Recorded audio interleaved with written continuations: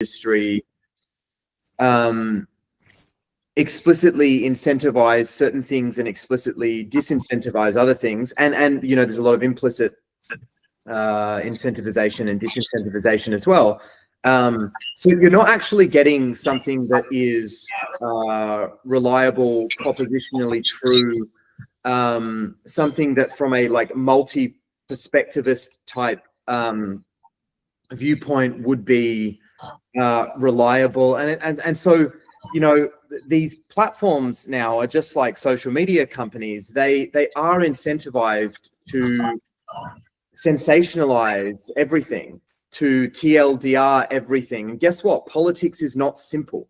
Guess what? The way that we try and coordinate action in these complex societies is not simple. Like, it's complex. You know, and this, it's interesting because I was having a rather robust discussion about this at a dinner late last night, and I was listening more than talking, actually. But that's unusual. The digs have begun. I will. You don't know. I've hit record. I do that very tactfully too, because there's always great stuff here. But I guess before you continue, Nate, can we just introduce each other? Can we just introduce, and we will circle back to that, Nate. But yeah, kindly introduce yourselves, everyone. We'll start with Nathan. We'll go to Zach, and then to Maria. In fact, no, let's do that around the other way. How rude of I, ladies first. Maria, you start. Yeah, sorry, I'll start with a little bit of chivalry. Oh, thank you very much, Luke. That's very profound, especially in this day and age. Yes, so Maria Hunt, Nate, we've not met. I know Zach and Luke, but we've not met. So pleased to finally catch up. Likewise. Yeah, looking forward to this morning. Looking forward to the conversation. So Maria, just give the audiences a little bit of context around who you are and what you do. So what I do is I work with the brain, gut and immune system, and all about getting back in sync, and so that we really, have the best amount of health that we can, you know, make the most of in this day and age where a lot of toxicity is about. But if we're able to increase our immune system, then decrease chronic inflammation as such. And the main thing is to get the mind and body in sync. That's our gateway drug to living life. If you get the mind and body in sync, that will really help the immune system. That'll increase the dopamine, etc., the beneficial hormones, but we get down that chronic inflammation. And there's a whole, you know, plethora of areas we can go with that. But that's what we want to do. We want to get off this super highway of disease. You want the exit strategy. Fantastic. Yeah, and you've got a segment on Channel 9 or 10, is it? Yeah, on TVSN, on the health segment there. So we do that there. It's all on the benefits of fermented foods and, again, the brain, gut and immune system. Great. Thanks, Maria. Zach, a little bit about yourself and what you do. G'day, Luke. I was going to say, I don't think you know Nate well enough to make that comment before. Anyway, I heard it the first time. I just tactfully deflected it, but thanks for your opinion. I appreciate that. Thanks. Just a little bit about yourself, if you don't mind. Yeah. Well, I've actually, you know, it's a privilege to be here because I've known Jack all my life, and she's educated me on this back in the day where, you know, there was a lot of misunderstanding about brain and gut health, and so it's wonderful to see that meteoric rise, you know, in society to finally acknowledge that. And then Nate, I've known Nate longer than I think Nate knows. Probably has been thinking of it, been a stalker for a while, but I've told Jack about Nate before, but I came onto Nate's Data Trust by Design principles. I think about as soon as you wrote them, I think maybe, is it like 6 years now? Maybe 6 years, 7 years, Nate? Yeah, maybe closer to 8, to be honest. Yeah, 8. There you go. So, and then happened to have a personal handshake with him. I'm not sure he remembers that, at Regional Australia Bank, probably 2017, 2018, and then I've actually pushed him, you know, behind the scenes because it's about edification, right? I've been saying, hey, have you heard of this guy? And I think you've done things with Anna and Luke and all of that. So it's really nice for me to bring you all together here today. Um, That's great. That's great. That's fantastic. It's great that you've listened to the about me. too. Yeah, Zach. a little bit About me, really. about you, Zach, and what you do would be quite nice. Well, it's a privilege, you know. But yeah, so I own multiple businesses. I work out of Coffs Harbour now. I grew up in the digital media business with where I met Luke, and I'm all about community building these days, but have a strong focus on health, not only of the health of the person's physical health, but community health, and obviously I listen to a lot to Nate, so he is one of my people who I sort of get a lot of information from, and aspire to sort of grow in that world, more of that philosophical world, and take a deeper understanding of things. So that's a bit about me. Yeah, great. Thanks, Zach. Thanks for sharing. Nate, you kind of like to introduce yourself and what you're all about?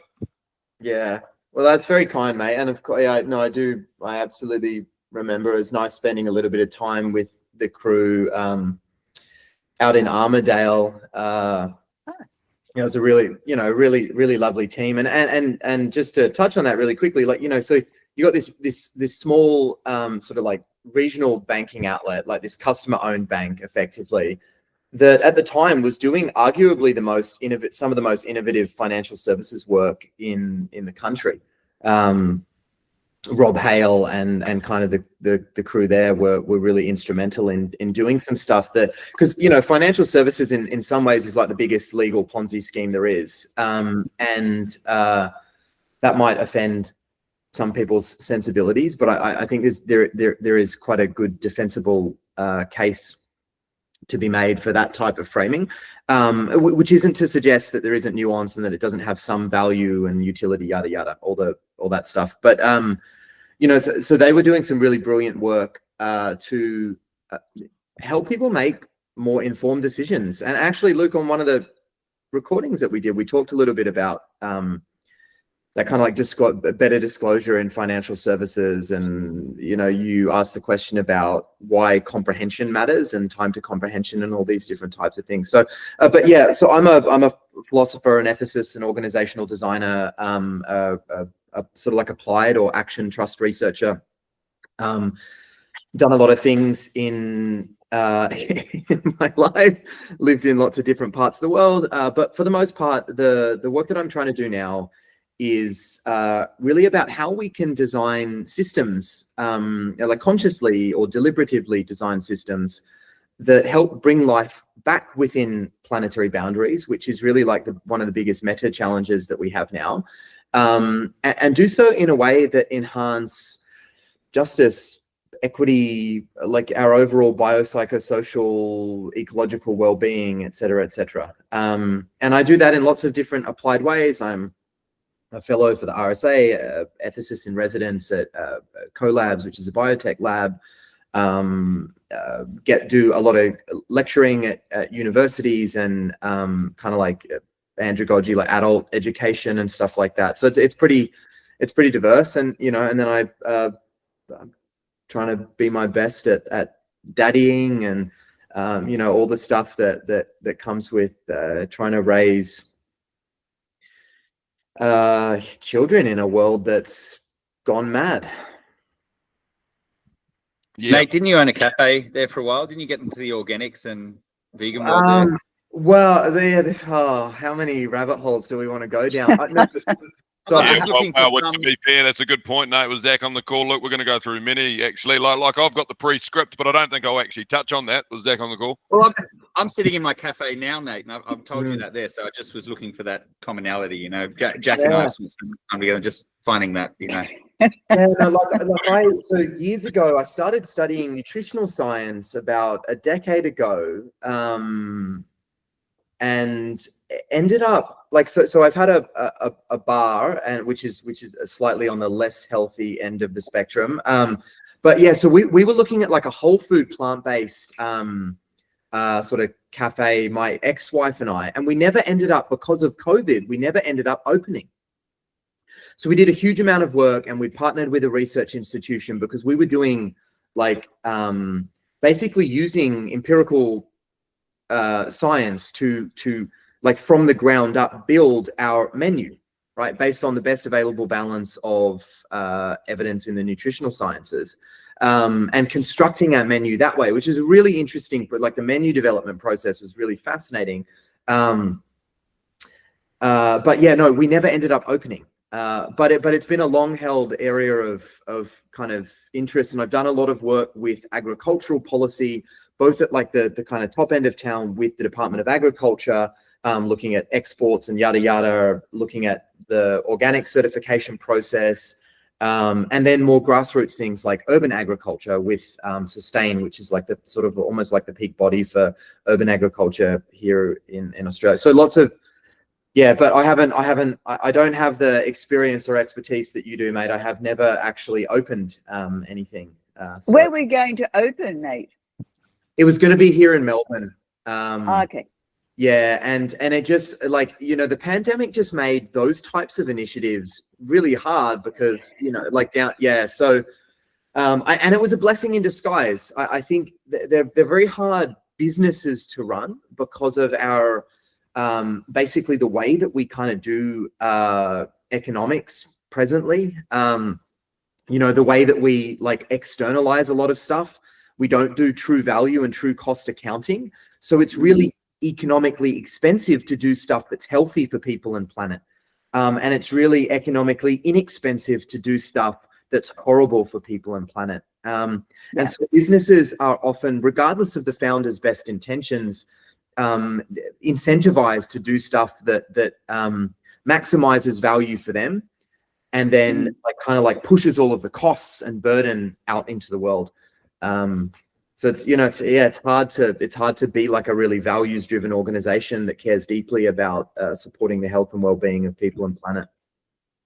Nice. And that actually oh, sorry, you go, Zach. I was going to say, with all products, there seems to be this quality graph where you get your following through great quality, and then it plateaus off, and then when the sort of the profits become the priority and whatever, the quality quickly declines. You know, you can see it in everything from packeted chips. You know, like you see the shift from potato chips into like these airy kind of things, which is a low grade quality flour, and they advertise it as nutritionally zero, but nutritionally zero is, you know, and I think that's like, it goes to what you were saying before around media and news, is if you keep just going up and following that money, you get to that force that's actually the real driving force, and health and quality of life is really at the bottom. But how do you build that? How do you build that harmonious balance between people, planet, profit?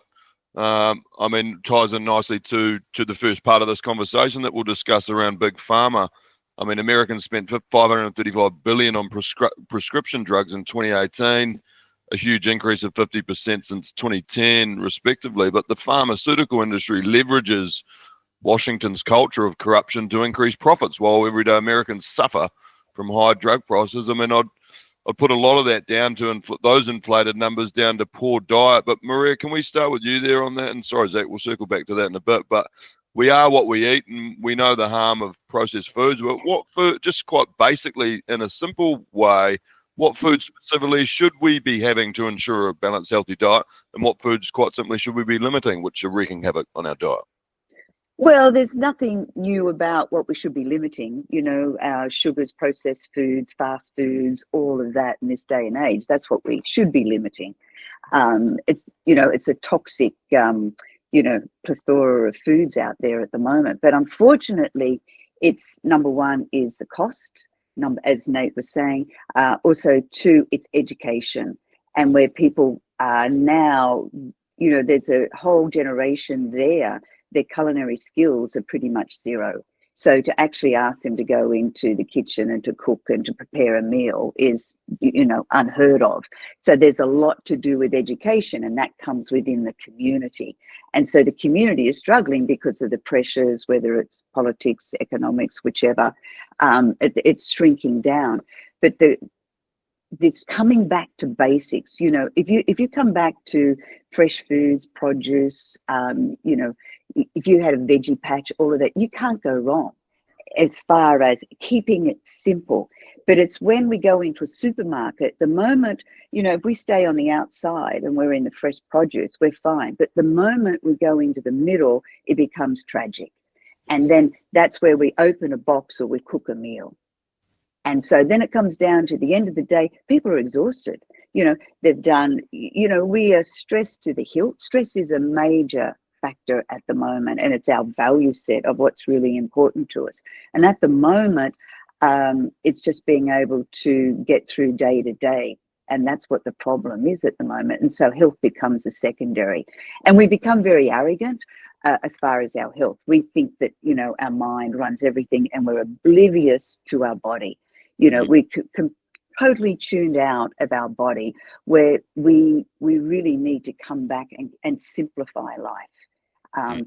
And getting right with ourselves. Most people are not right with themselves, meaning the body keeps count. You can push, you can have the caffeine, the, you know, fast foods and all that, but eventually the body catches up.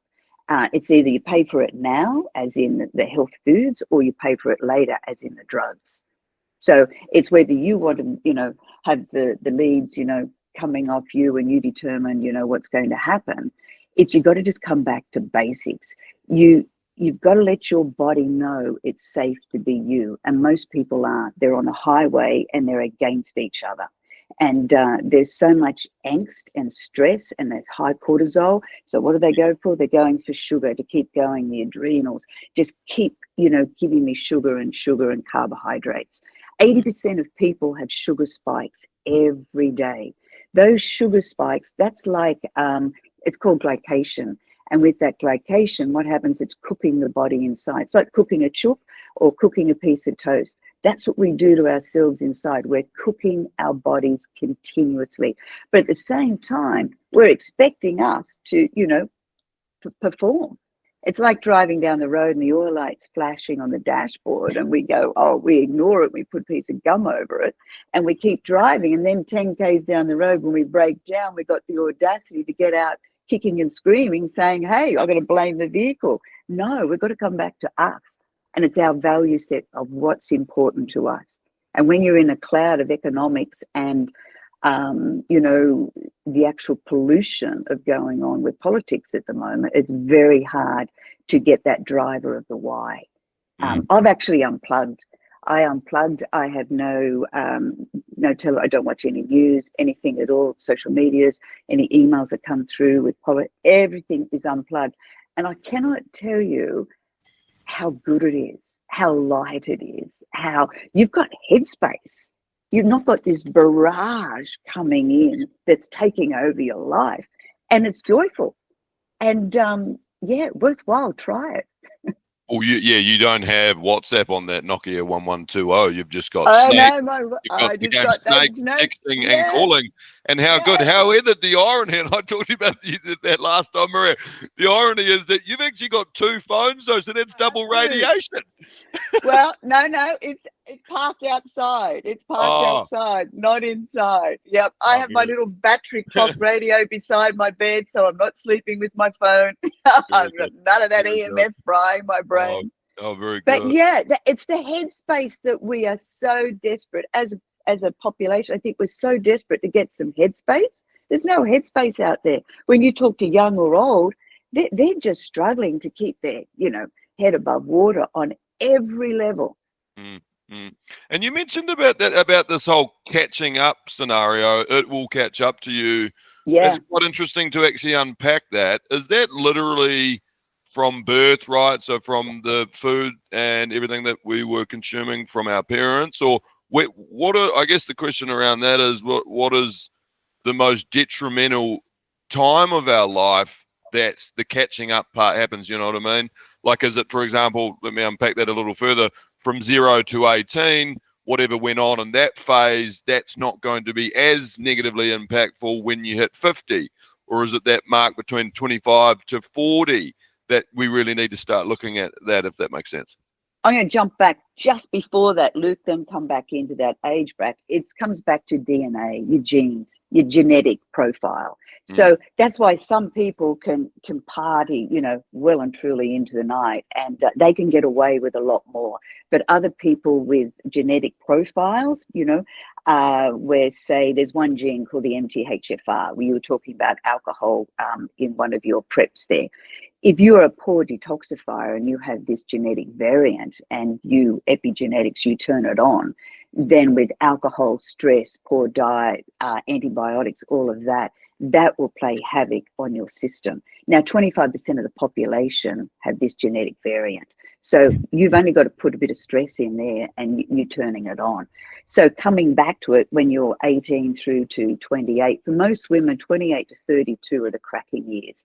They'll get away with partying and drugs, alcohol, whatever. But 28 to 32, I've been in practice for over 20 years, that's when they start to come unstuck on every level, emotionally, physically, mentally, the whole lot. They'll come unstuck now. Now it's even earlier for a lot of the kids. We come back into ADHD. I work alongside a medical doctor in Sydney. We've been dealing with ADHD, autism for years and years. And those kids with those genetic profile, once you bring in gluten and dairy and all of these, other toxicities, colorings, etc., you're just turning that gene on. Okay, and once you turn those genes on, then we have this outbreak. So then we get into the ages. So for women, that that can be earlier. When the hormones start kicking in, that's when we become unstuck as well.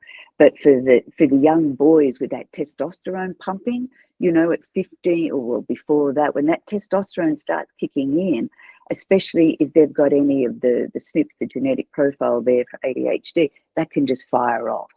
So yes, it goes along, but I mean, stress is that pumping of cortisol, chronic pumping of cortisol, which most of our community society live in, that then is just like poison. It's fuel on the fire. You might as well just go out there. So think of all of the stress that's out there, and you continuously pump cortisol day in, day out, and then you're spiking your blood sugar levels.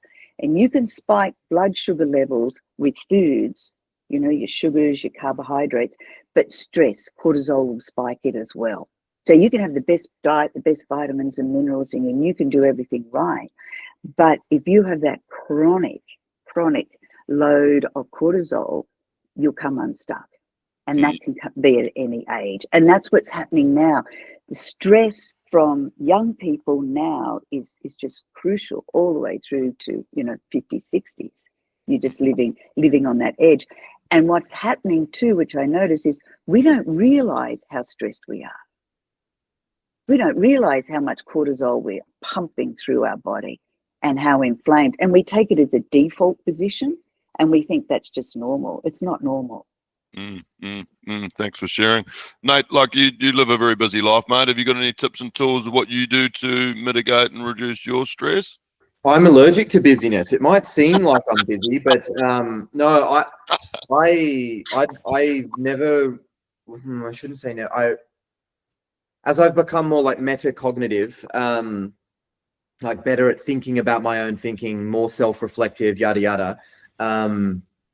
No, I've really tried to shy away from that as much as possible. I'm very interested in, our historicity as a species and kind of like the meta problems that we face, like big developmental deficits. You look at different sort of like models of human development, which are approximations. They're intended to be useful, not equal to the real developmental process. Like, we're massively underdeveloped as a civilization. We're massively underdeveloped in terms of like psycho-ecological, spiritual sort of dimensions as individuals.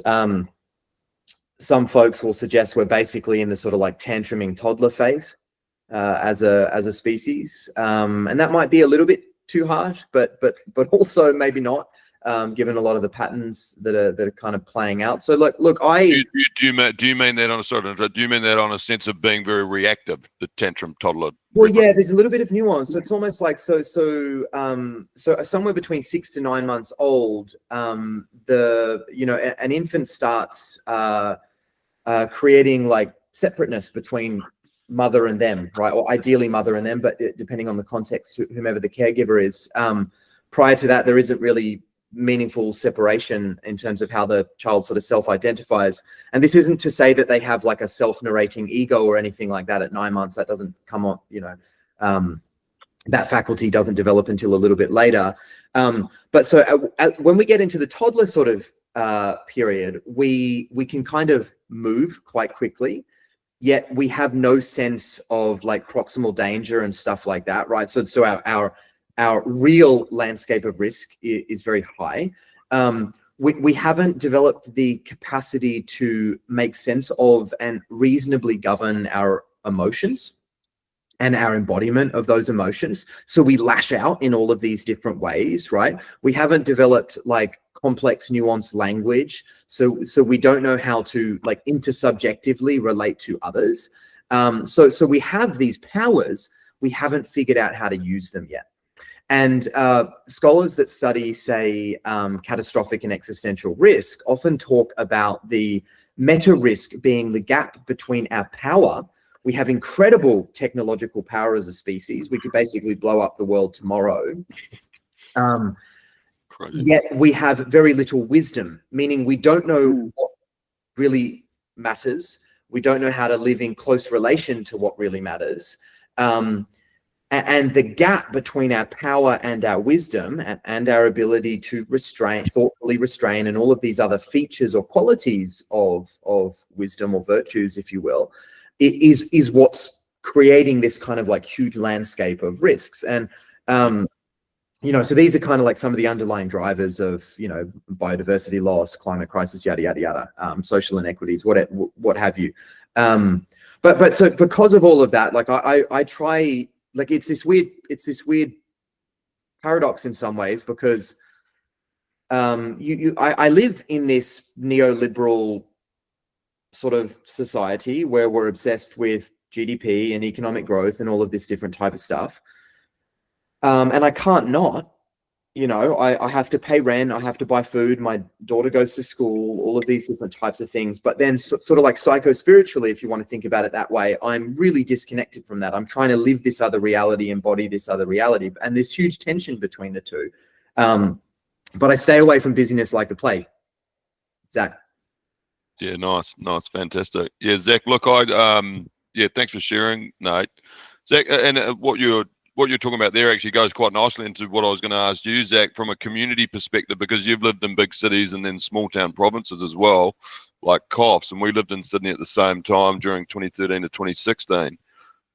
Zach, what were some of the most noticeable differences that you witnessed from how people were living in cities versus provincial areas from a lifestyle and community perspective? Like, did you, for example, witness an increase in poor mental health in cities versus smaller towns, or what were your takeaways there? Well, it's definitely harder to identify in the regional city areas, than it is in regional areas. That's for sure, just because of the nature of the hive and the rat race in Sydney, definitely. But just, if I may, just bridging the gap between Jack and Nathan there, and an area I know Maria is into is sorry, I call Maria Jack. Yeah, I kind of was figuring that, but I literally was just going to ask, like, who? Yeah. I think the funny enough, I think Jack and Nate were friends, or they know each other online. I was like, no. Yeah, Maria and I actually we've been to San Fran together. We've worked together a lot. She's a mentor of mine, and I've helped her in parts of her business as well. But just bridging the gap between that stress thing, and I think it's important. There was a study, I think a Stanford study, Professor Alia Crum, she looked at stress mindsets and the way, and I think that I'm leading into sort of neuro-linguistics programming, NLP here for you, Jack, but I think this study showed that viewing stress as a helpful part of life rather than as harmful is associated with better health and emotional and well-being and productivity at work. And I think that's a big thing sort of leading into the regional thing. And one thing I've learned for myself is, galvanizing yourself against stress or changing your lifestyle against stress is often hard due to the environment driving you, so whipping you into it. But if you can change your mindset and how you view stress, that this stress has enabled me to get these renovations done, or this stress has enabled me to solve this problem, is a big part of it, I think. And that's not me foregoing you know, that's not me foregoing and saying, you know, let's stay on social media. Let's just sort of, you know, let's be pushed into this sort of society that probably we're all against. But I think how you view it is you know, there's studies to show that's really important. 100%. Yeah. And did you want to talk a bit about NLP? I think if you can trick your body into how you respond to stress, it's all about, you can have stress, but it's how we do respond to it. That's the key. We can respond as a threat or as a challenge. And if we have it as a challenge, then, you know, what have we got to learn from this? And we can take a lot of wisdoms and learnings out of it. But that's where we've got to step back and look at the bigger picture of how we're going to respond. Now, if you have certain genetics, I'll keep coming back to genetics because it's a big driver for a lot of people. If you have certain genes, like a Kinch gene, for instance, very tricky for those people to take that time to step back and go, how am I going to respond to this, or to cognitively bring that in, because it's a pumping adrenaline like you wouldn't believe. So there's all avenues there. But yeah, how we choose to respond to stress is a real art. If we make it a challenge, we will win. We'll win every time, other than a threat. So yeah, 100% agree, Zach. And that's with, yeah, what we were talking about, you know, you and I before, NLP, neuro-linguistic programming. So I've done a lot of work in that area. I've got my master's there. And it's all about how we're actually programming ourselves, our whole nervous system, linguistically, how we program ourselves, what we say to ourselves, how we respond to others. That has a big impact, and you can hear it all of the time in daily life, how people are just programming themselves to negativity day in, day out. And then your whole nervous system, you know, takes that on, whether it's 1 billion bacteria on your skin or you've got, you know, 100 trillion bacteria in your gut. You're the one programming the bacteria. That bacteria will run your life if you can get it, you know, in control. And, you know, you can start and run your cortisol, and you can release like dopamine for pleasure and purpose, and serotonin, you know, beautiful antidepressants, or oxytocin, which we were talking about there with connection with communities, or endorphins for pain relief. You've got to let your body know that you can be bathed in these hormones, not cortisol. And that comes back to the choice. How am I going to respond to this threat or this challenge? Mm. Jack, how do we get a gene test? Oh, sorry, no. How do we get a gene test for people out there that? Yeah, you can get to blood profiling, or? You can do saliva, so you can do Ancestry, or you can do 23andMe, and you can get a lot of genetic profiling done that way. There's also other companies. There's a lot out there. I've been studying this now, 15 odd years, way before it's become trendy. And so there's a lot of different companies that do it now. So Nutripath is another firm that does it as well. But it's really important when you know your genes, okay, it puts you in the driver's seat. Okay, otherwise you're just a passenger over the back seat, kicking along for, you know, bumping, you know, you're getting knocked around everywhere. But when you know your genes, like for instance, I've got a vitamin D receptor, so I don't, you know, metabolize the sunshine effectively as say Zach may. So I need to take vitamin D. Vitamin D will run 500 pathways, mental, physically, emotionally, everything like that.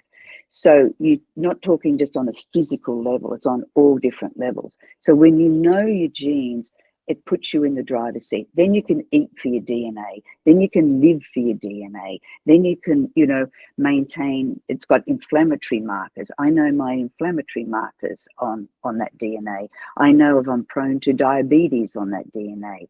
Now, what happens, always keep in mind with any sort of genetic testing, is epigenetics. It's how the environment or you know, actually affect your genes. So you can turn those genes on or off. Just because you have a gene doesn't mean that you're actually going to be predisposed to that imbalance. You can turn it off. So again, doubly puts you in the driver's seat. And that's what people need. They need to feel like they're in control. We don't want to control external. The main thing we want to control is us. Because from my perspective, when we're in control of us, it's very hard for an external to control us, governments and politics and all of that. Because when you put people into fear, it's really easy to control people in fear. Absolutely. Thanks for sharing. Nate, you were saying? I was hoping to, and I hope this is okay to do this quickly, Maria, but you mentioned NLP. Now, the meta reviews on the efficacy of NLP are not very favorable at all. And so I wonder if you can comment on the relation between your sense of its effectiveness and what the current preponderance of evidence suggests. And I think it sounds like there's maybe a bit of a gap between those, perhaps your clinical experience of it and current scientific literature suggests about its uses and effectiveness. Before you go on that, Maria, I know that just before you go on that, just for the people out there, I think it's good context. So NLP, for anyone out there that doesn't understand, is neuro-linguistic programming. So we'll just preface that. Yeah, I think, good question, Nate. I've been using it in my practice for over 20 years, and I find it so effective, brilliantly effective, and used with integrity, of course. And anything has the potential to be a negative. It's like a gun, for instance. You can, a gun is a gun until, someone irresponsible uses it, etc. So NLP, when you linguistically can bring that back to basics of how you're going to program yourself, instead of, this absolute terror of our internal dialogue. Our internal dialogue is so vicious. So incredibly vicious on most people that it runs us into the ground and prevents us from doing anything. And a lot of children today have such a really negative internal dialogue. They're not good enough. Come back into, we bring in social media here. It is just, crushing children's self-esteem. So in many aspects. So then internal dialogue is just negative programming. And there were the two cohorts for NLP, Bandler and Grindler. Grindler was more scientific-based. Bandler was pretty loose type of guy and out in the field. But I find it so eye-opening is that when you mirror back to people what they're actually saying and the impact that has on its whole nervous system, then it's like this pattern interruption and they go, oh, wow, am I actually doing this to myself? I wouldn't do that to my friend, my cousin, my kids. Why am I doing it to myself? So when we're able to feed that feedback loop, or when we get into an actual strategy without an exit, when we're able to provide an exit from that strategy, there's a wonderful guy, Richard Swartz, Internal Family Systems. I was going to say, it sounds like there's some relation potentially to IFS here and other therapy sort of modalities potentially. Exactly. And same with Gabor Mate and with the trauma-based. When you marry that all together, boy, is that powerful.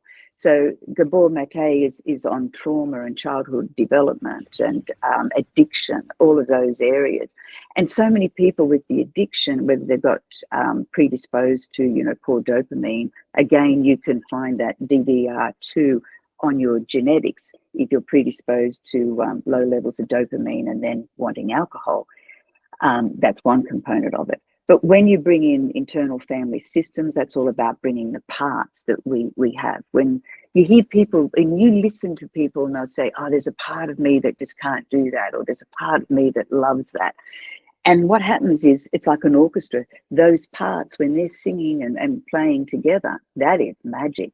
But if you've got a trumpet over here or whatever and it's out of sync, that is hell. And so this is what's happening with a lot of trauma, addiction from all ages and stages. The internal family system is way out of balance. So where NLP has come in, and a lot of modalities that I've studied and also to people courses and trained with, NLP has been the basis of it without them really realizing. And that's been really interesting for me. I had a psychologist the other day. I was talking to them and they were telling me they were so excited about this new process that they had. And it was basically just NLP.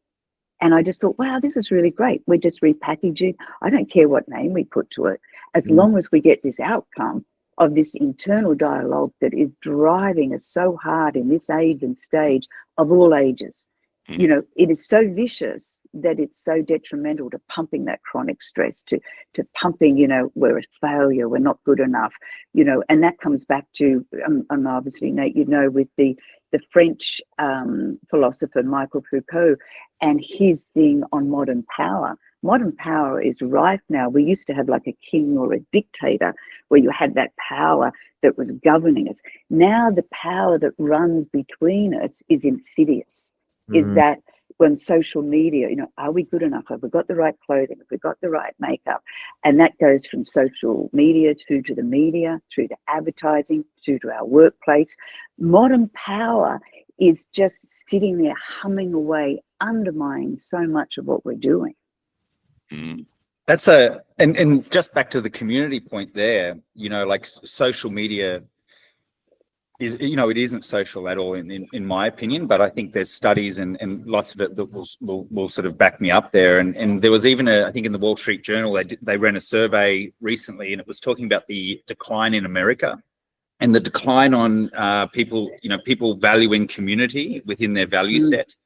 And what were kind of, you know, from that, there was this great quote. I think it was something like socially isolated people or individuals are no match for the pressure of majority viewpoints, which, you know, like the sort of state of oppression squashes free thought. It squashes everybody. And so this isolation, including the isolation where someone is laser focused on social media, is very much shaping this society that we have today, and working, you know, firsthand in a it seems like a cafe, but we are the oldest and longest serving establishment in West Coffs Harbour, and we're an example of where people can come together, and people that involve themselves in the community each day are enriching their lives, and it goes beyond just that feeling of community. I mean, we share completely opposite viewpoints.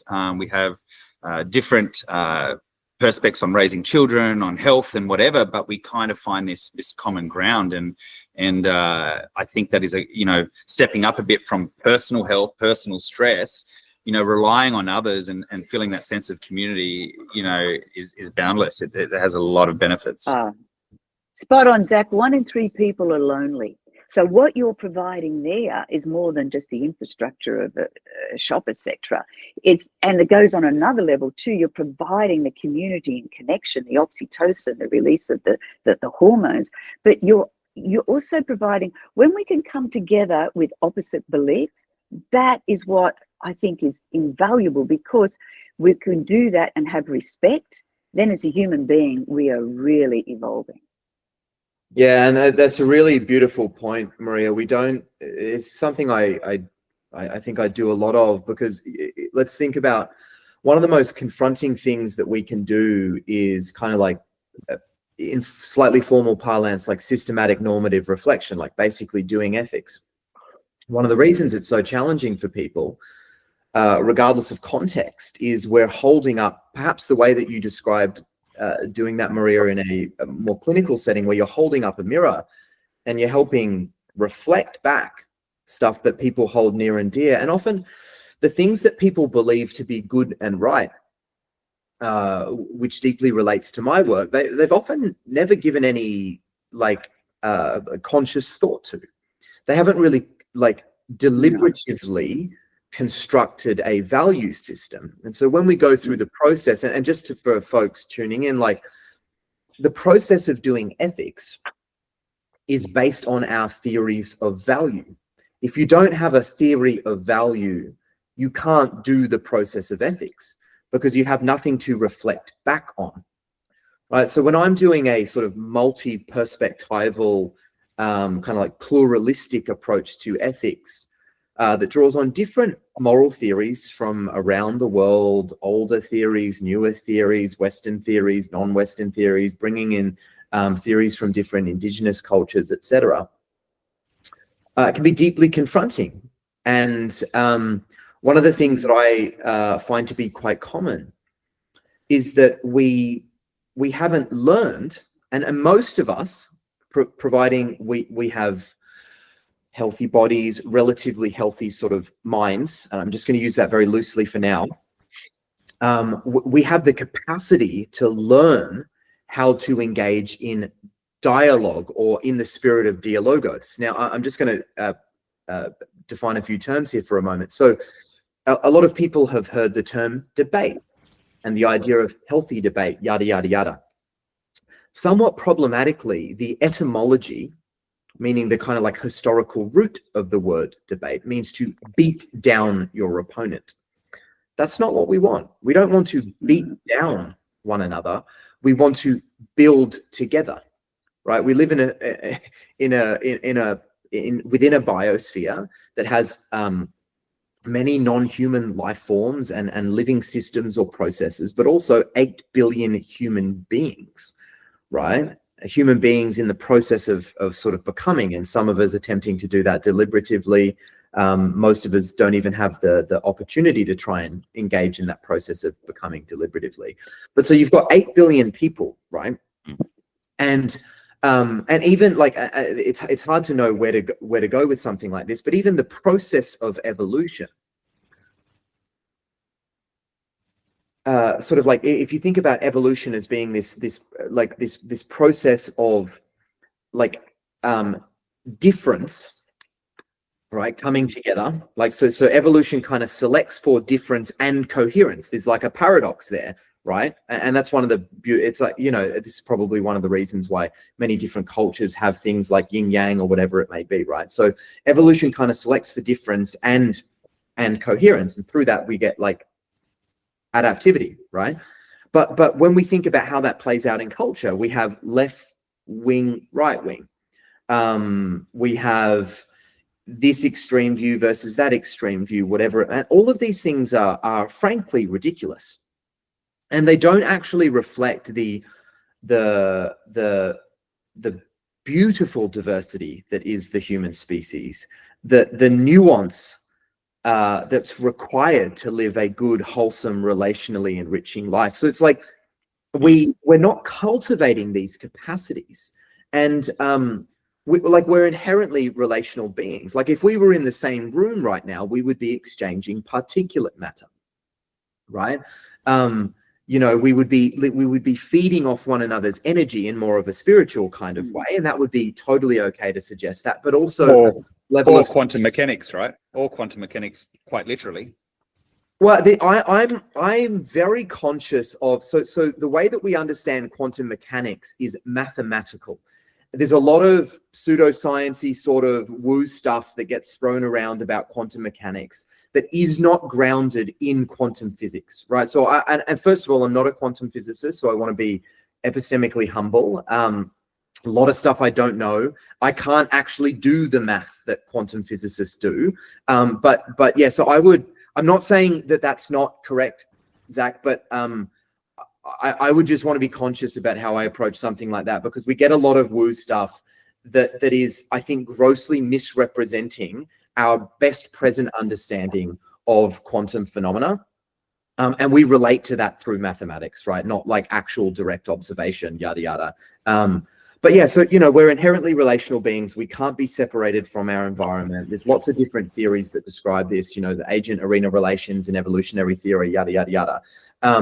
And this, you know, this, Maria, goes back to your point around genes or like genetic sort of propensity and epigenetic expression, right? So we might have a genetic predisposition to X, Y, or Z, but we can massively influence the way that propensity expresses or doesn't, based on our environment, based on our choices, based on exposure to yada yada. So it's like, I don't know, I would love to imagine a world where, and whether this is utopia or protopia, meaning no place, or something that's actually like preferable and possible, is I don't know where it sits on that sort of spectrum, but like I'd love to imagine a world where what happened in the US recently just doesn't happen, because we realize how ridiculous it is. Like a world where our difference becomes our strength, right?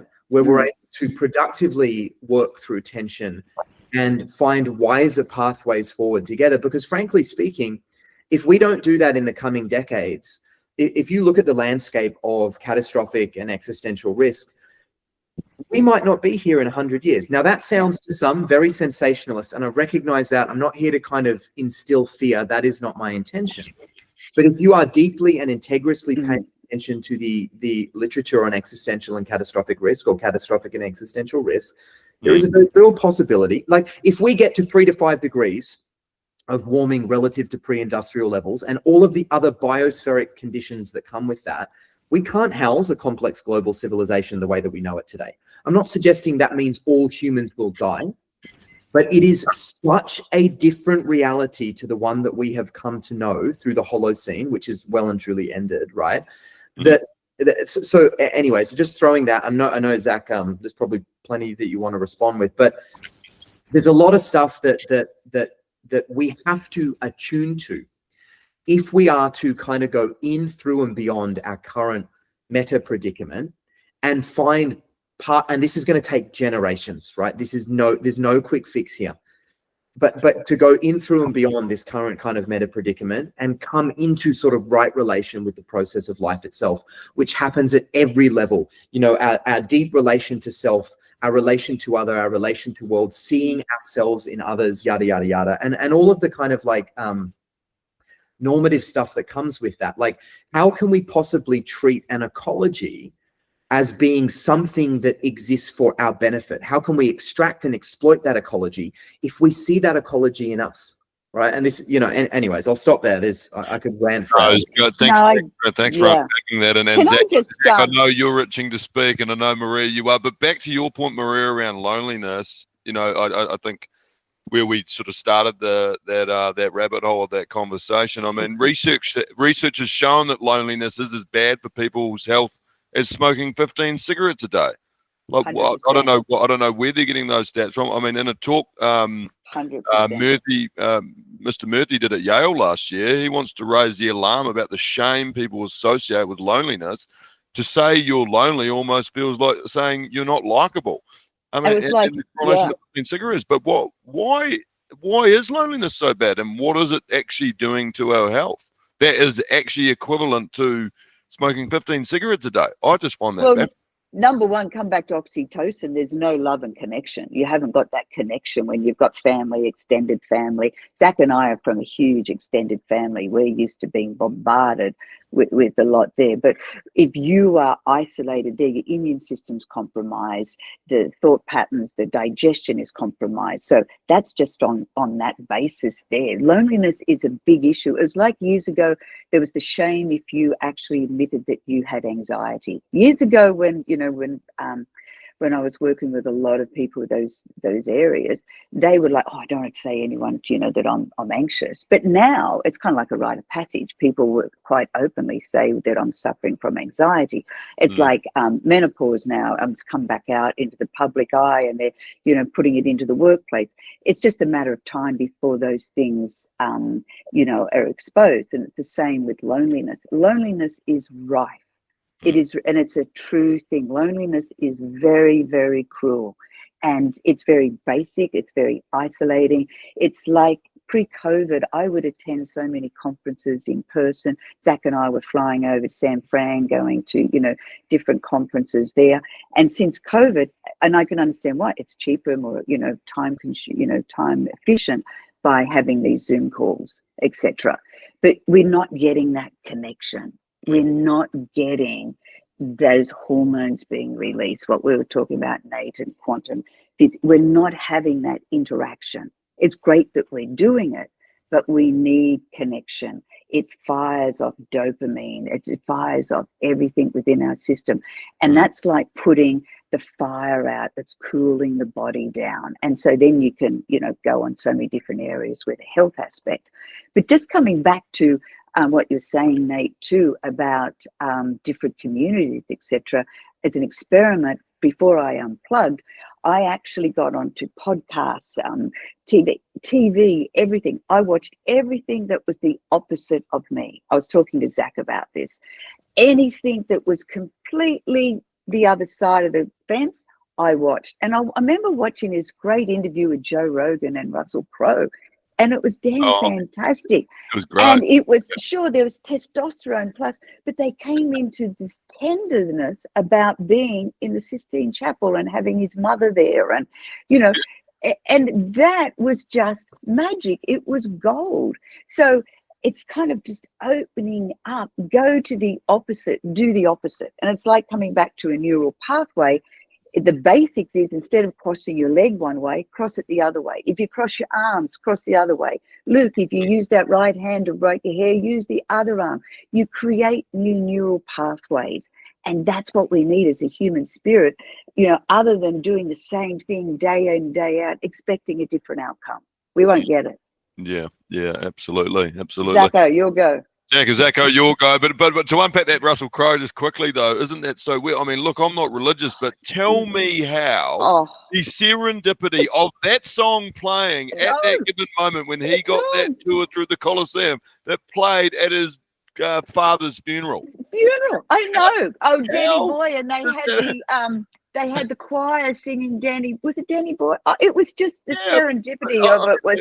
Yeah, and he was so moved. To transition an atheist into believing in a Lord, I don't know what is, but that was absolutely phenomenal. What I love so much, he was seriously. Russell Crowe was so moved as he's chain smoking away on these bags, and there's smoke going everywhere, and I was just laughing. I thought it was just gold.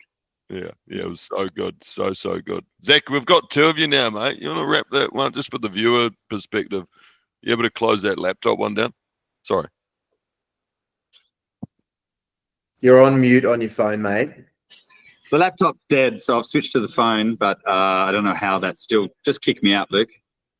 I guess I can do that from my end. How do I do it? I just wanted to, cool. You know, especially for the audience there, and this is a bit of kudos to Nate. Sorry if it. He'll come back. I think when you removed it. What I've done, I clicked on the laptop one and I said remove that from call, but it's removed because he's obviously on the same account, right? Yeah. Hopefully he'll be. Maybe we just hold space and let him pick that point up and see where he wanted to go with that. Yeah, sure, that's fine. Unless you wanted. Oh yeah, he's coming back in. Okay, great.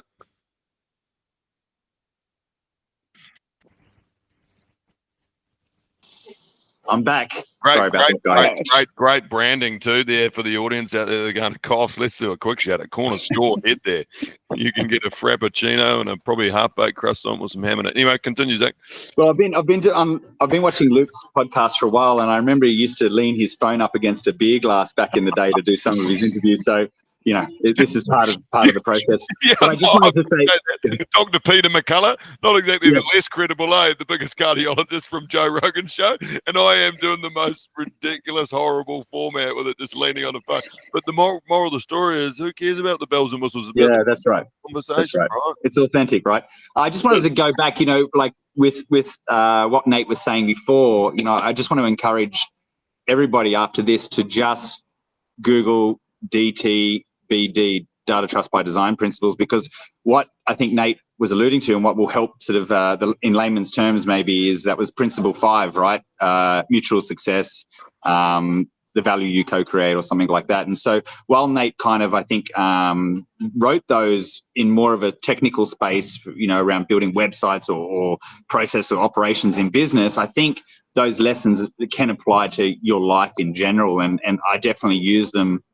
My favorite one is let you know, when I meet somebody is let them, you know, establish that you're equals within that relationship. And I think that's a really important one day to day. So that's a bit of homework for your listeners after. That's just what I wanted to say.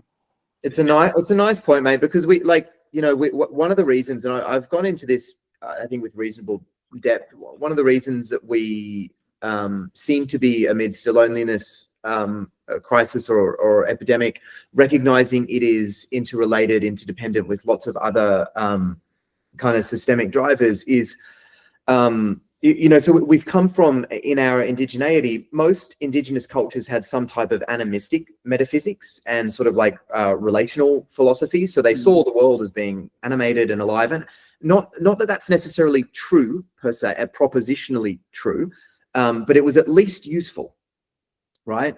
It encouraged a particular way of interbeing, yada, yada, yada. And we've become much more atomized. And we've instantiated that atomization, individualization in various different ways, legally, economically, educationally, etc. And we've embodied that, in our psyche, in literally in the physiology of our bodies. We've become individuated, and so it never used to be effortful to be a relational being. Now it's effortful to be a relational being. And also, now I'm not suggesting that there aren't genetic contributions to things like ADHD or whatever it may be. Lots of complexity around these issues, and we're only really just beginning to understand this stuff scientifically. We have a very long way to go. But there is quite compelling literature to suggest, there is a tight correlation, say, between early childhood exposure, like free play in nature, and the preponderance of attention deficit hyperactivity disorder. For instance, one of the ways in which we can clinically intervene if the ADHD is quite significant is by reconnecting a young individual with a natural ecology. So now I'm not suggesting it's causal per se, but it seems like there's something very interesting going on there. And that would make sense to me at least in a very high level way. So evolutionary adaptation takes time, right? Cultural adaptation is quick as fuck, excuse my French. Our bodies, our minds, in fact, in most cases, are adapted to living in small, very relational communities. We are not adapted to the world that we now live in. Now, we have to learn to become adaptive within these modern socio-technical sort of ecologies. We have to learn that, but we haven't learned that yet. Why is that, Nate? Why are we more adaptive to a smaller environment than a larger one? Evolution takes a long time, right? Like, for a meaningful adaptation to occur, it's not like a decade or even a generation. It takes a long time. Yet, just look at what's happened with, say, the modern web browser, Mosaic, probably the first popular one, maybe 93, 94. Yeah. Prominent social media. Obviously, we had MySpace and a bunch of other stuff early, but really Facebook kind of accelerated things. I think at 2004, Facebook was founded, probably there or thereabouts. So 20 years. That's not how quick evolutionary adaptation occurs, right? In a organism as complex as a Homo sapien, right? So our world is changing before our eyes so rapidly at an unprecedented rate and in unprecedented ways. We're not actually adapted for this. Now, we have to learn to become adaptive in these socio-technical environments, but that's just not how quick evolutionary sort of biological adaptation occurs, right? Way out of whack. So one of the reasons, and there are many scholars, theorists, researchers, etc., that hypothesize something about what I'll suggest now.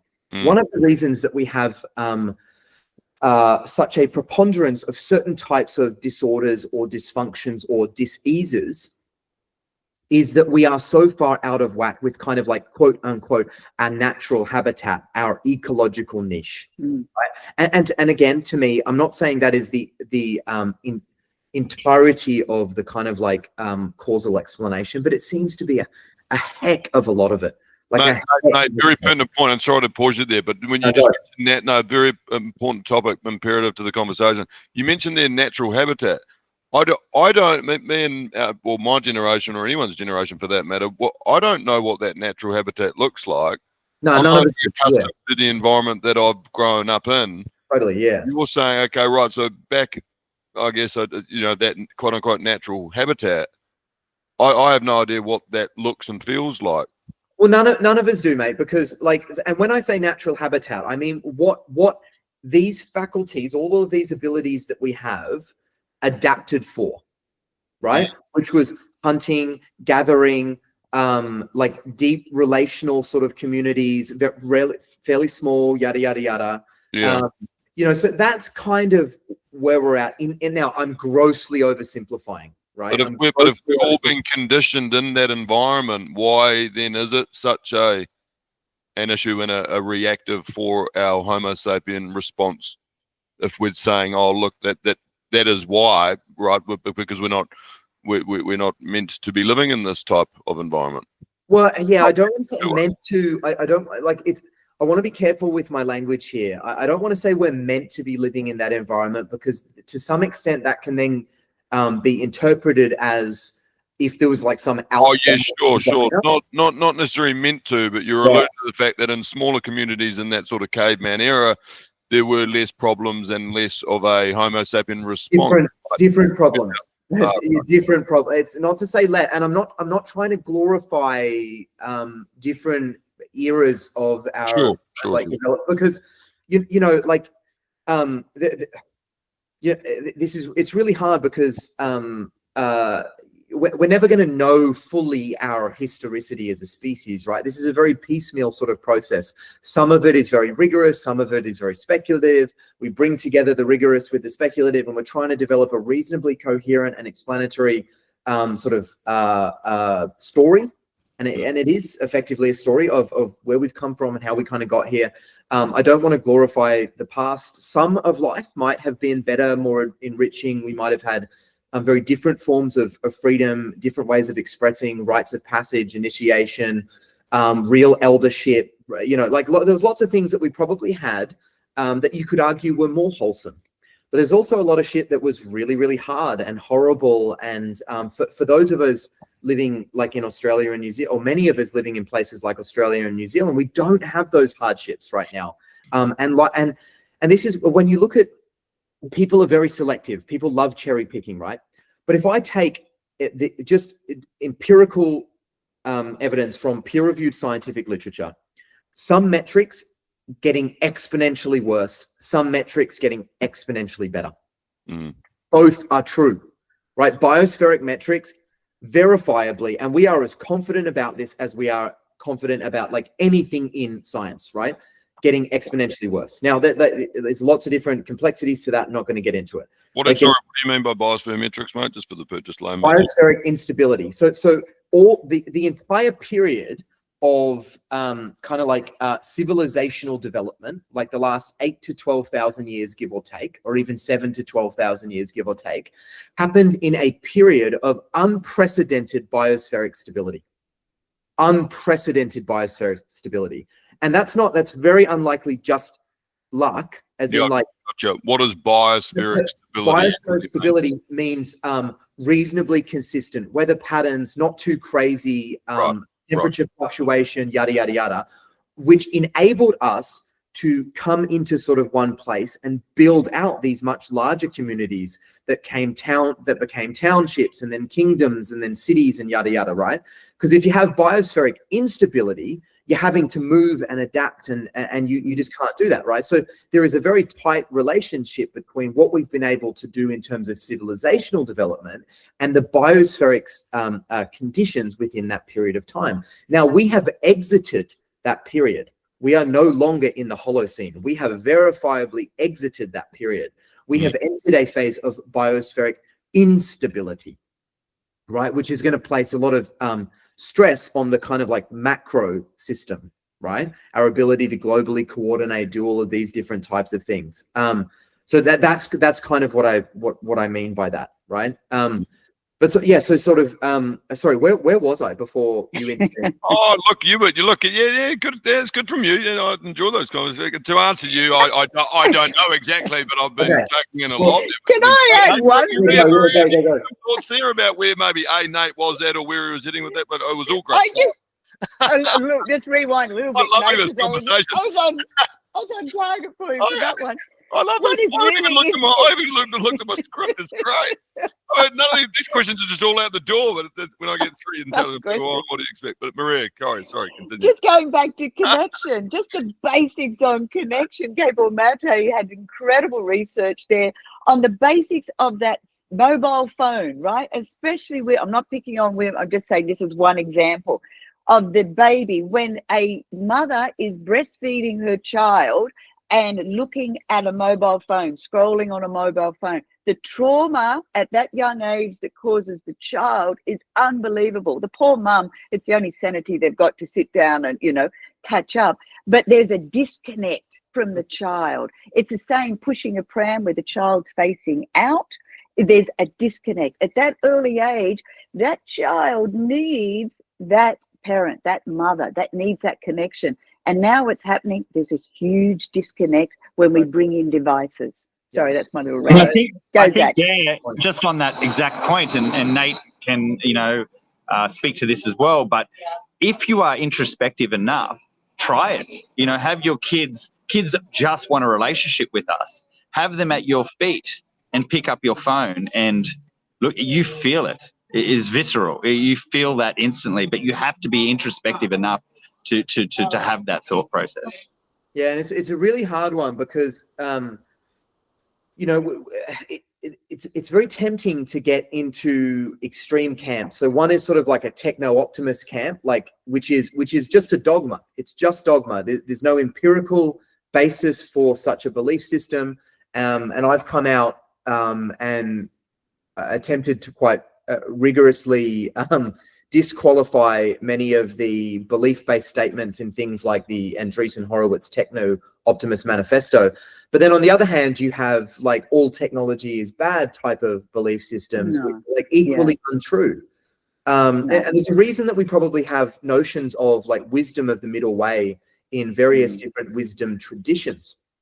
Let's take two really different perspectives from a similar time. So you have kind of the wisdom of the middle way that we get from different Eastern philosophies, particularly sort of the Buddhist tradition, recognizing there's a /s plural, right? There are different branches of Buddhism, and kind of some of the ancient Greeks, but particularly Aristotle, and the way that he might talk about the cultivation of character in terms of virtue, and virtue is kind of the and it's not a center point. It's kind of like a wise operating space between extremes, or what he would call vices, or what might often be called vices. And then the wisdom of the middle way, in a Buddhist sense, is more the relation between what is sort of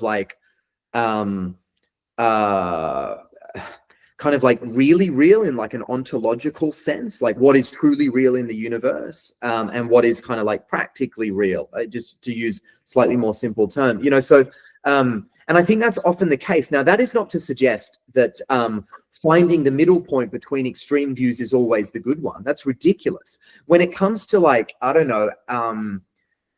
climate action, climate adaptation, etc., you don't want to go anywhere near the far right politics. None of that makes any sense empirically. You want to go much further towards the folks that are on the far left, right? Why does it not make sense?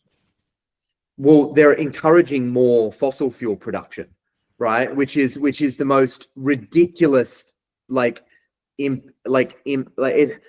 gosh, it's almost it's one of the there is this thing called the your emotions have just been triggered now. I just saw I just saw the change in body language. I love that. Your heart, Larry, probably did a little palpitation. Did you just do NLP then, Luke? This matters so much. From you, Maria. This is I want to emphasize this point, right? There are some things where unproductive tension can kind of play out, and it's not that consequential. This is not one of them. This is literally the future of our ability to inhabit the biosphere, right? We have known for, and this is not just like scientifically known, as in the kind of like institution and the collective sort of social process that is science and the peer review process and yada, yada, yada. Fossil fuel companies have known since at least the 50s that what they've been doing is causally changing biospheric conditions. Now, if you're like, hey, bring back more coal or whatever it might be, right? And I'm colloquializing, like, just for the sake of simplicity, you are not on the right side of history here, right? So in this particular case, the example that I'm drawing is folks in the progressive, you know, and again, I'm not ontologizing or reifying left versus right. The snake often ends up eating itself type of thing, right? But folks who are on the far left of what we think of as the political divide have much better views about what we need to do biospherically than folks on the far right. But guess what? And folks on the far left will hate me saying this, and I'm very sympathetic of many of their viewpoints. I'm a progressive, right? But there are certain things that folks on the far right might have in terms of traditions or certain forms of community or whatever it may be that are actually more wholesome than a lot of the folks on the like. So what we have to do, we have to cultivate our character, our capacity to interface with different information sources, different ideas, yada, yada, and find where the wisdom of the middle way is, because it's not just equal to the center point. It's dynamic, it's moving, it's ever changing, it exists in relation to the environment, the topic, right? The basis of evidence, yada, yada, yada.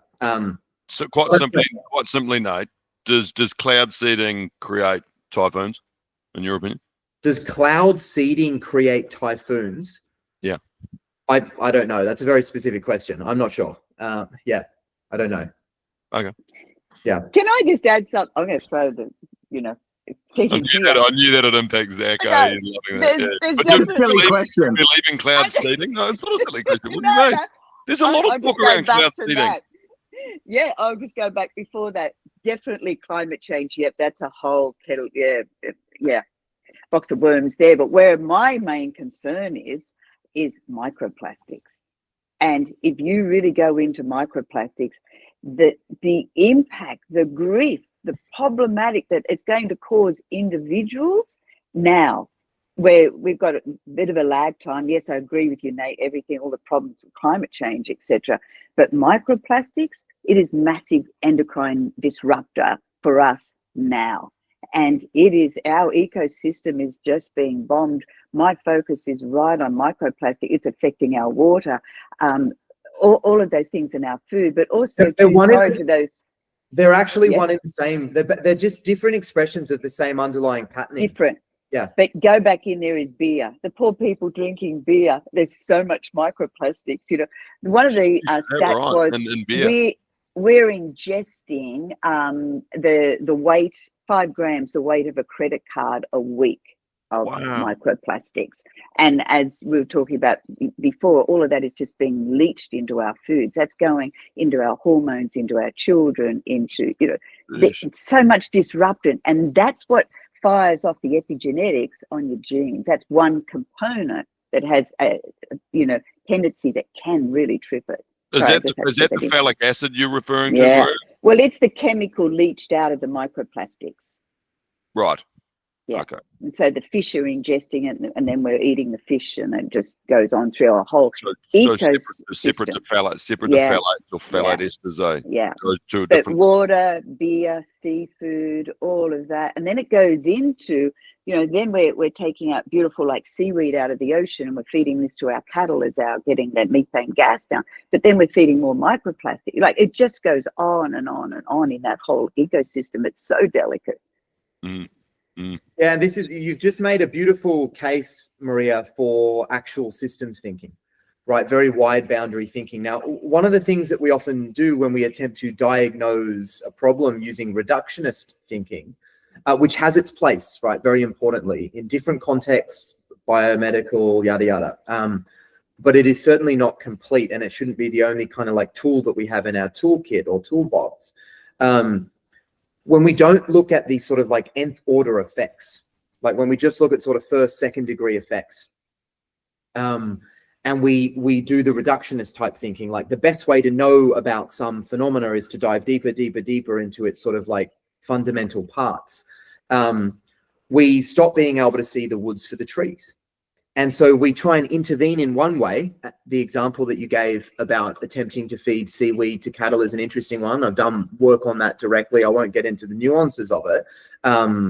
The empirical evidence is not particularly promising at this point, even for its efficacy. It depends on the type of seaweed and a bunch of different practices. But what we've done is we've introduced, because of the inherent interdependence within, you know, Gaia, if you want to frame it that way, you know, the living system that is Earth, we just cause other harms.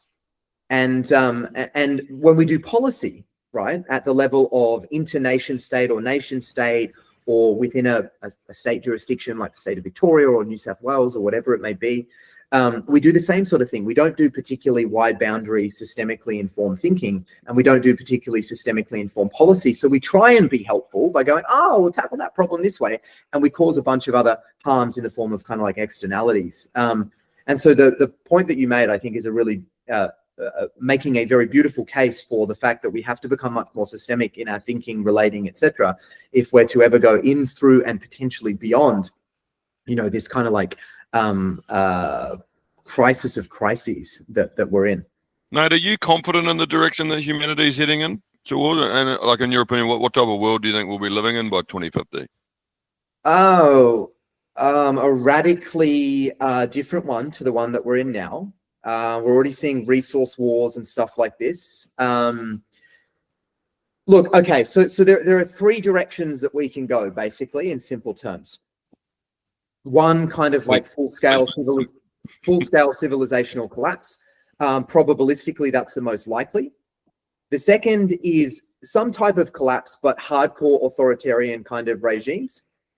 Very sort of command control. We're seeing a lot of that kind of patterning playing out right now. The third is sometimes called like the third attractor, which is this totally different sort of paradigm of being, doing, and becoming, where we find ways to healthily interrelate and see sameness in our difference, and actually figure out that cooperation beats competition all day, every day. That's the least probabilistically likely, but it's the only one that gives us a decent chance of having a decent future. Like, cooperation beats competition. Yeah, but let me clarify something. So our modern notion of competition is very different to its etymological kind of like basis, or the root. Now, the root means to strive together.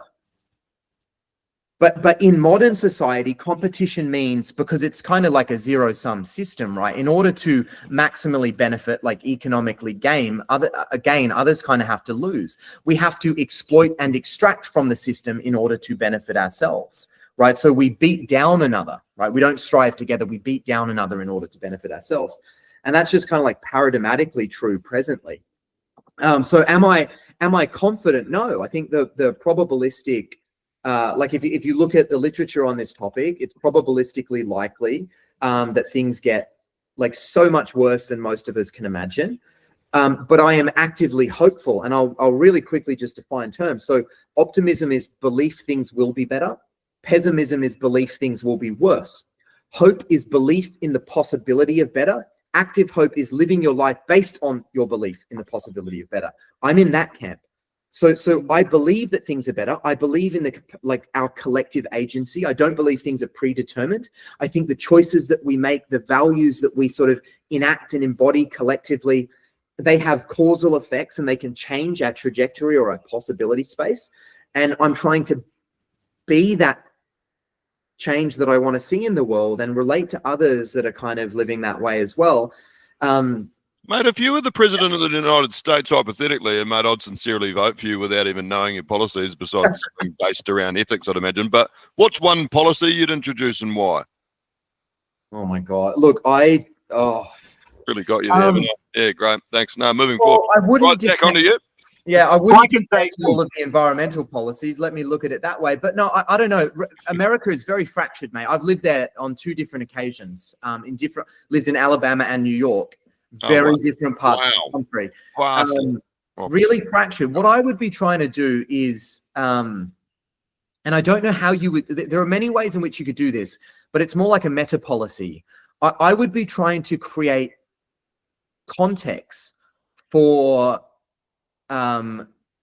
deliberation, real engagement, and relationality, so that the fracture that is the quote unquote united or disunited states of America could start becoming more united. And you could do like that through like deliberative democracy, liquid democracy. There are operational practices that you could use. But I would be trying to transition towards a because we don't have real democracy. Democracy was never intended to work with 8 billion people either, by the way. But what I would be trying to do is find ways to better enact in a way that is appropriate to our current context and our emergent kind of like needs, like the big fundamental democratic principles. So that's more like a meta perspective that could play out in lots of different policies and practices. Okay. Yeah, fantastic. Maria, any thoughts on that? I think coming back and finding, as what Nate's saying, agreed wholeheartedly, but also finding commonality between both sides and what the drivers are. Both sides of, I too have had a lot to do with the states and, between Texas and LA. And so it's very fractured. It is basically, though, people intrinsically are kind. They really are. Mainly people do want to help each other. It's only when they're threatened individually or their family or their community that we have a reactive response. But basically, we are all kind at heart. And if we're able to find that commonality of kindness and to find, what's that doing for each other and to join on that area of respect. To me, I always come back to, we've got to have respect no matter what goes on. We've got to be able to respect before we can do anything. That's the foundation of everything. And without respect, we're just shooting in the skies. We'll have no hope there. But that active, and as Nate was saying, being the change that you want to see, instead of just breeding negativity, and is being out there. It doesn't have to be a Pollyanna, but it's coming back and leading with respect and incorporating people. It's when people are isolated and alone and have all of those issues going on that there's the propensity there for a lot of issues to, erupt. Is it fair to say, like a lot of governments, or one of their many remits would be to, though, ultimately divide us as a nation? Is that fair to say? No? Well, it's easy to control, divide and conquer. It's easy. But, I mean, that's where people... No. But there's not much inclusivity. I mean, why are there so many different political parties? Well, no, so this is really like, now, are there different actors who have that aim? And do some of those actors have an outsized influence on political economy? Yes. Is the purpose of government to do that? Fuck no. Fuck no. Not the purpose, but there's drivers. Yeah. For me, there's like 3 main things that kind of have been robbed from us, whether it's deliberate or not. It's prudence, responsibility, and self-reliance. I mean, now people's self-reliance has just deteriorated. They've become less self-reliant. They depend on external assistance. They're not equipped to face challenges. People are less responsible, and unlike a lot of people listening to Nate. On, Zach. Sorry. You chuck your face back on. You've just got. Would you see corner side? That's better. Yeah.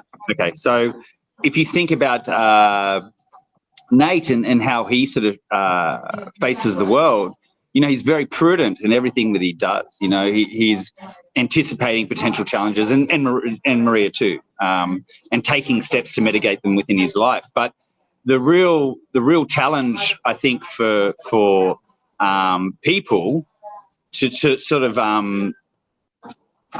in their own life, there's not much they can do to take on the government. There's, you know, in biblical terms, in you know, we talk about not the flock of sheep, you know, focusing on the one sheep that's lost rather than the 99. And I think day to day, you know, we just need to really encourage the people within our community, you know, to cultivate mindfulness, engage in critical thinking that's not destructive, you know, seek knowledge, self-discipline, connect with others, embrace nature, all these things that we're talking about. But, you know, you have to do it, and we have to encourage those to do it, whether that's inviting people as we do it or whatever, because that is the one thing you need to do to combat these forces which are making us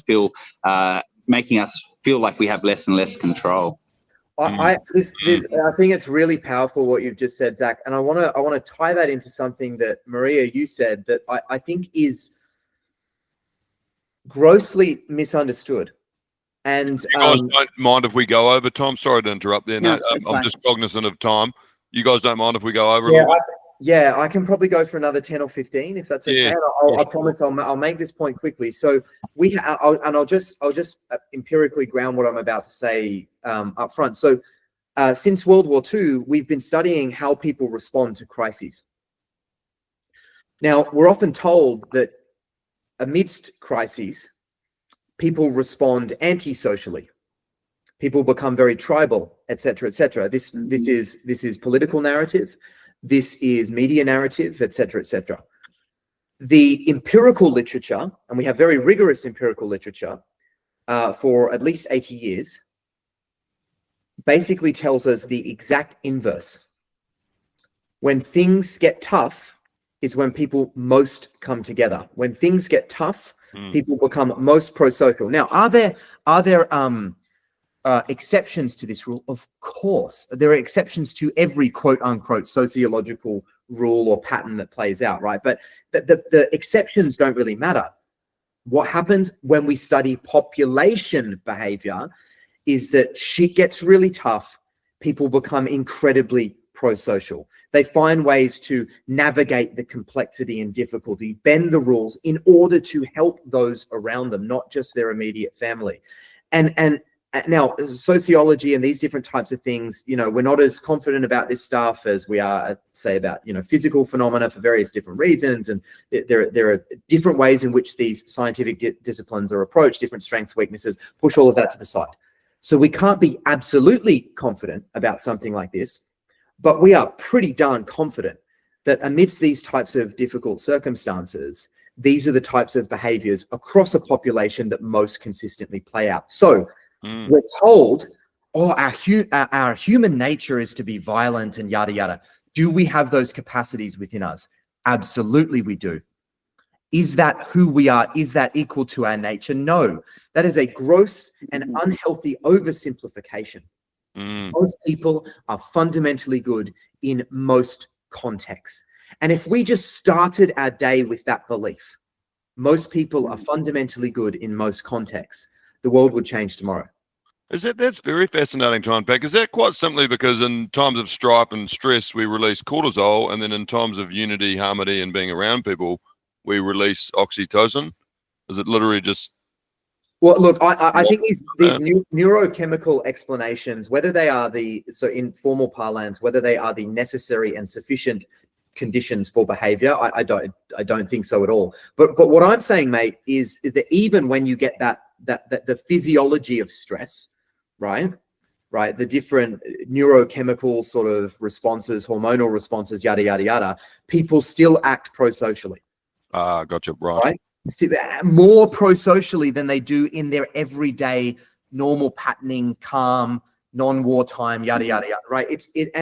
But it's the opposite story that we've been told. Now, I wouldn't say this so confidently. You know what I'm like, mate. I caveat everything I say. I try and approach everything I do with a real dose of epistemic humility, because we can never be truly certain. But it's like we're quite confident empirically that this is the pattern at a population level, right? There are exceptions. Some people loot, some people do horrible things, but for the most part, people are good. People are caring, and we have these crazy stories during 9/11. the buildings. Now, I'm not going to get into conspiracies and not like push that, please. Let's not get into that, right? But people, I'm not we gonna know, get into we about know that. the buildings collapse. Yeah. We know that people die, and I'm not suggesting I am engaging in any of it, right? But again, we have incredible stories of people walking down these buildings calmly whilst they knew the buildings were going to collapse, and saying to someone who might have been less able-bodied than them, "No, you go first, please." What the fuck? They weren't running and like it, you know, and so many cases of this type of stuff. Humans are at our best. We are breathtakingly beautiful. We're kind. We are so kind. Absolutely. I mean, you just referenced 9/11 there. I mean, a fascinating stat that came out at that time, like gun and ammunition sales went up 33%, though, just based on pure isolation and the culture of fear.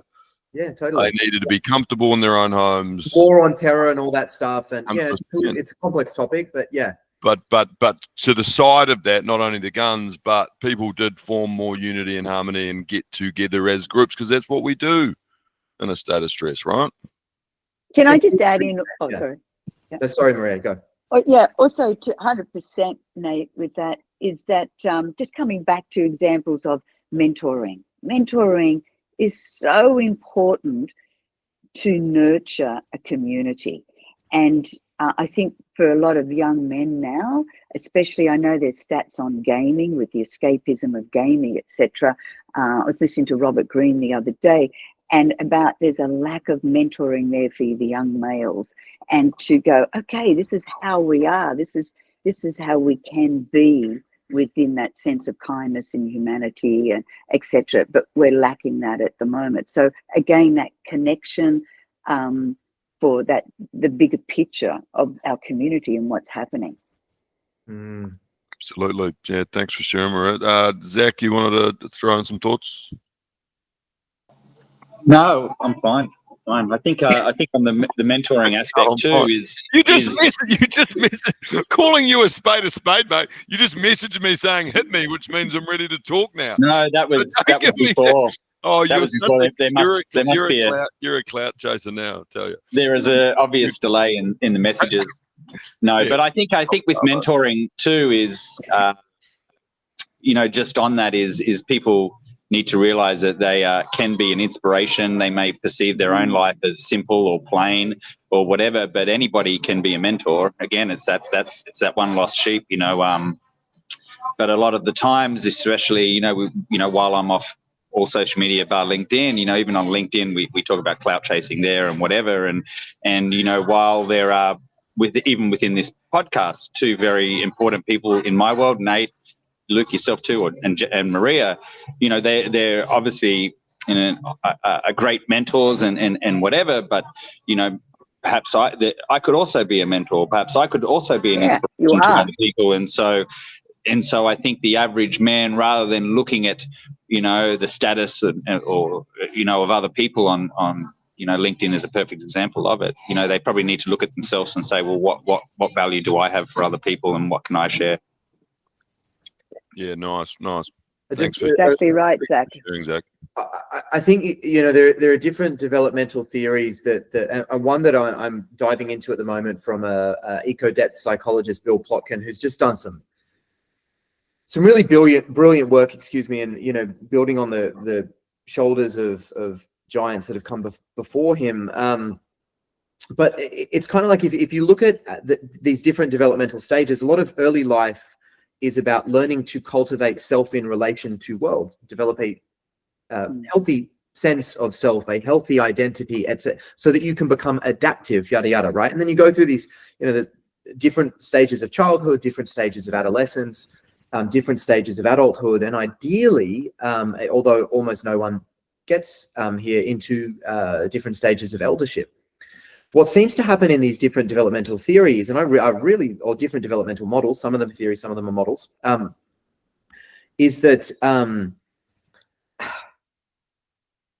once we've developed this healthy, adaptive sense of self and identity, and can find our place, like our unique ecological niche, which some folks will refer to as soul.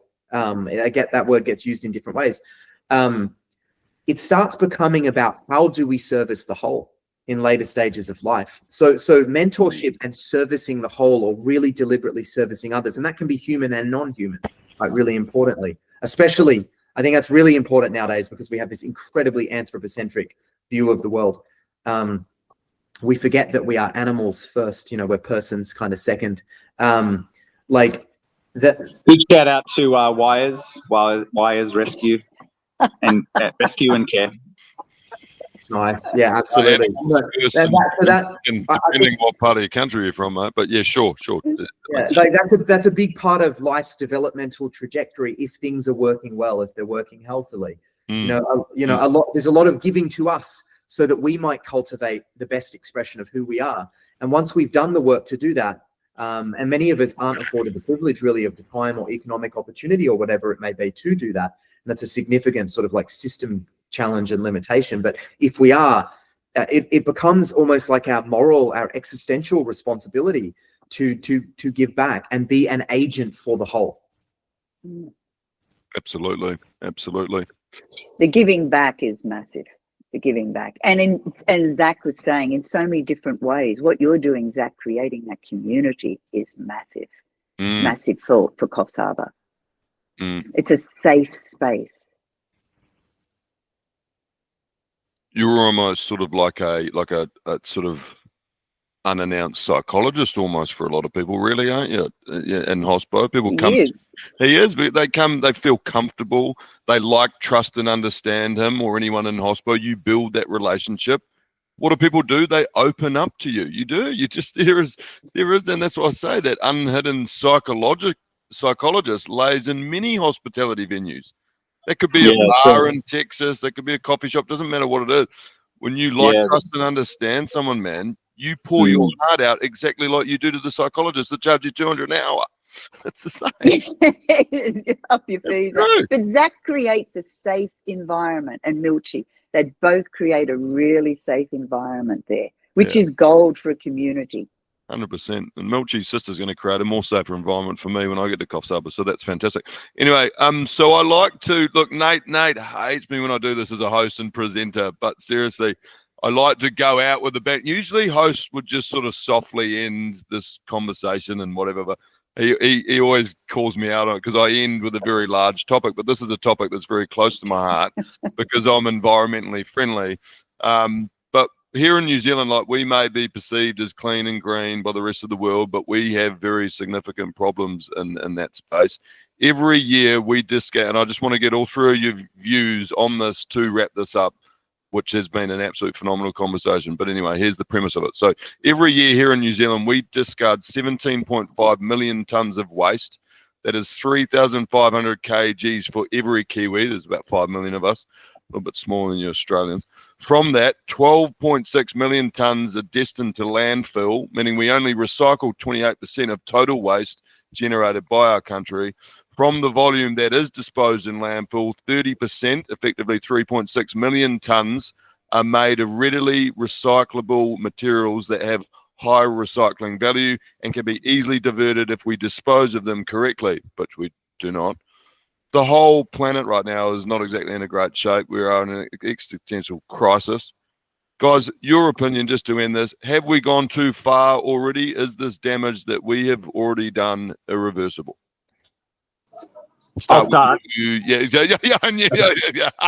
just, well, I don't want to end on me. That's what I'm conscious of. I think on the specific issue of waste, I mean, we talk about collaboration and community and whatever. There are European states, countries, whatever, who have solved this largely through, it sounds like it's kind of counterproductive or it's not good, but incineration is a key factor of waste in Switzerland and these places, and they're doing it more environmentally friendly than we probably think. But yet, do we send cohorts of people? Do we send ministers or from any which country to go over and share knowledge, share information with each other on how to do it better as on a global collaboration?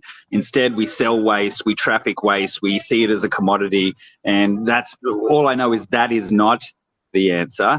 And have we gone too far? No. I mean, there is the issue of microplastics and damage But I think we can learn from the environment, and there's probably studies of which I do not know, but, you know, you've seen tremendous waste through oil spills, and I think the one common thing that most people are amazed of is how well the environment seems to bounce back. And so I'd like to think that we have that ability in us at some point as well. Thanks for sharing. Nate, Maria? Look, I'm happy to have a crack. I don't know. None of us know. Like, even the Earth system scientists that have the best chance of knowing don't know whether we've gone too far. And just too far for what? What do we mean? Have we gone beyond the carrying capacity such that we won't ever have a civilization like this one again? Yeah, absolutely. But we shouldn't have we ought not to have a civilization like this again. We have to transition to what would formerly be referred to as something like a circular bioeconomy, or, you know, so circular bio-based economy. We have linear systems at the moment, which in the entire 4 billion years of evolution on this planet, we've never had. That's brand spanking new, right? Do I believe we're beyond any form of hope? No. Like but it's way worse than people think it is. Like, it's so much like your everyday person actually feels that a lot of shit's wrong, right? Because we are part of Gaia.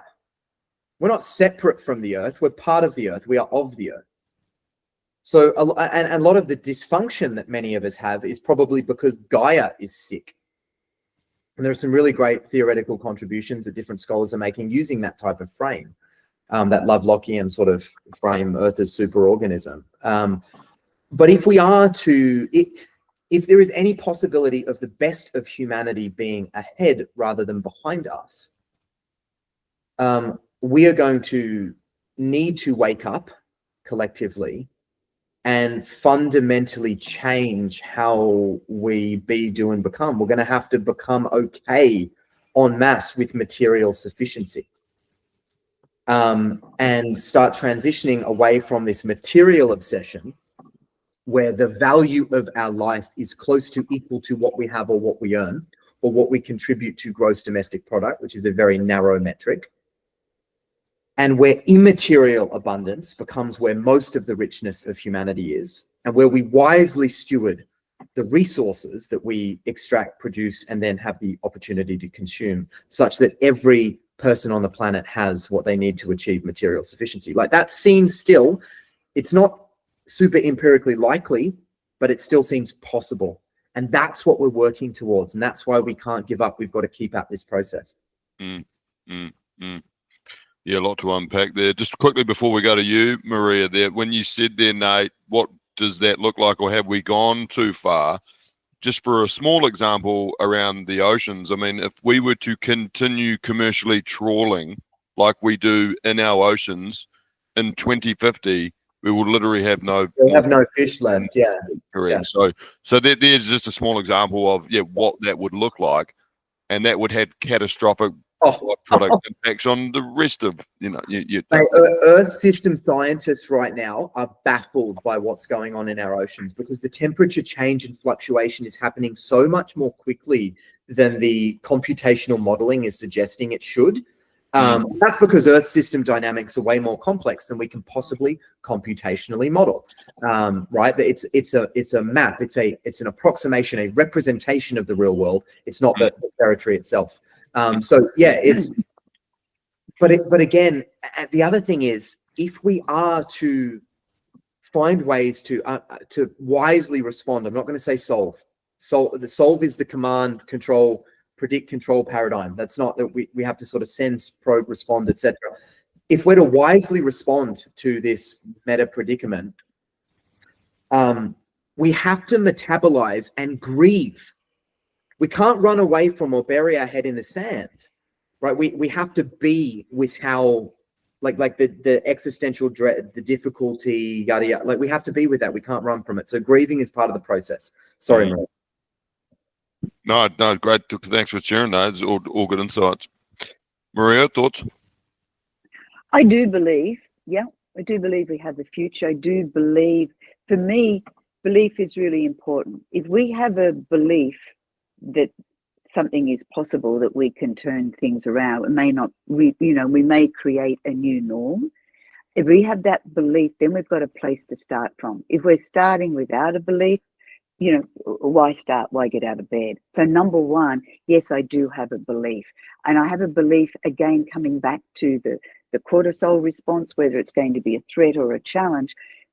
There's definitely a threat, but let's come back out and look at it for the challenge that it is. Can you still hear me? I think my buds just went. Still got you. Yep. Okay. So we're going to have a new homeostasis there. And we've got to find a common driver for all of the world, not just the Western world, financial gain. It's got to be a common driver. So we're going to have a new value set, and we've got to therefore look at our values of what really is important to us. And materialism is on the outer. Materialistic, approach and the waste, etc. We cannot sustain that. But I do believe that we can change things around. There'll be a new norm, but I think that's fine. I think we can do it. We've got to look at the opportunity there for the challenge, but we've got to do it collectively with, again, that. Absolutely. Guys, this conversation has been nothing short of absolutely phenomenal, and I do want to, just sincerely thank you all for coming on. Look, I facilitated and want to show my utmost appreciation for you guys all spending at least now 2 hours of your time. You guys are all very busy individuals, but thank you from the bottom of my heart. Isaac Robinson, Maria Hunt, Nathan Kinch, thank you for coming on the Luke Farr Show. In fact, I didn't even do the Luke Farr Show pitch at the start, so no one even knows what, but they know what show they're on. They're on the Luke Farr Show to motivate, educate, and inspire our next generation of leaders, and we've certainly done that again today. Thank you sincerely for coming on. Thanks, mate. Awesome. Cheers, guys. Have a great day. Will do. See you, team. Ciao. Bye.